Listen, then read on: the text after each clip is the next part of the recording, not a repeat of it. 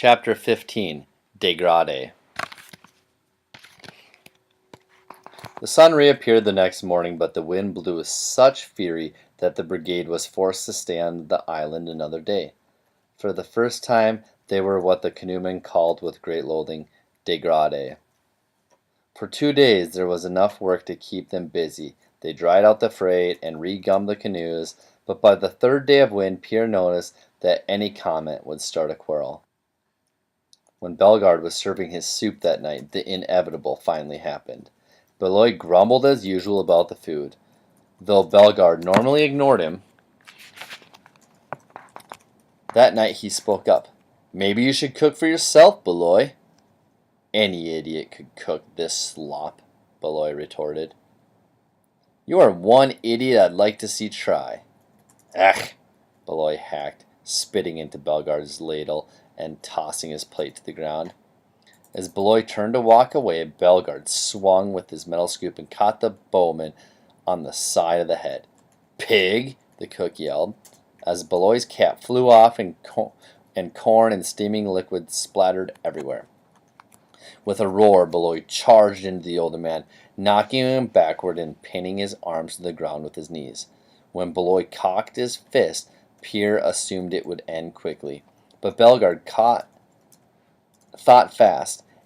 Arching his back with all of his strength, he turned his head to one side and launched his knee upward.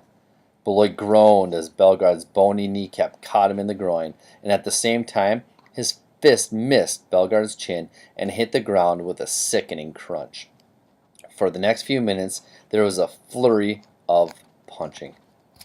The men yelled for Bellegarde to knock his block off or smash him good. Emile and Pierre both jumped up and down, calling encouragement to the cook.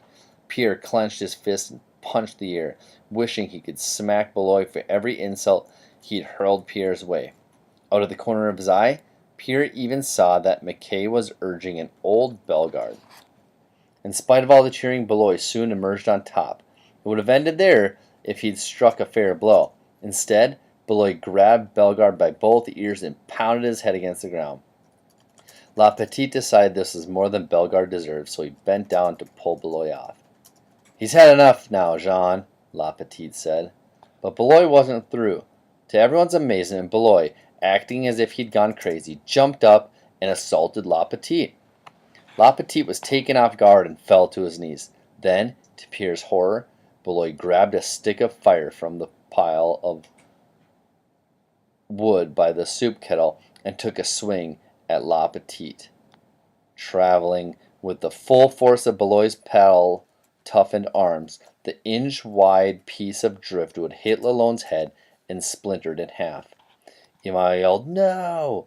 and Charbonneau and Bellegarde both stepped toward to restrain Beloy. But before they could act, Beloy unleashed a kick at La Petite's stomach. Pierre lowered his head, sure that the kick would put La Petite down for good. But when he heard a leathery thwack instead of a thud of a blow he had expected, Pierre looked up. La Petite caught Beloy's moccasin in his hand and lifted his foot straight up. Beloy's shoulder slammed the ground with the sound of a beef slab hitting a butcher block. A rush of breath escaped Beloy, but the strength of his rage brought him to his feet. Beloy lowered his head to charge, but this time La Petite was ready. Pierre saw one fist flash out, and an instant later the attacker was lying unconscious on the base of a pine tree. Pierre guessed the men would talk for many years about what La Petite did next. Hurrying forward, the big man touched Beloy gently on the side of his neck and then bent down to check his breathing. After he was satisfied that Beloy was uninjured, La Petite called, "A kettle, Pierre!" The men applauded when La Petite dumped the water over Beloy's head. Beloy shook with confusion from his head and extended his hand. "Well struck, little fellow," he teased. La Petite shook Beloy's hand then, laughing at this crazy idiot who had seemed so intent on killing him only moments later. Still chuckling, he said, "You do swing a mean stick, Jean. It's just like a bowman to mix his work with his pleasure." And that's the end of chapter 15. Boom.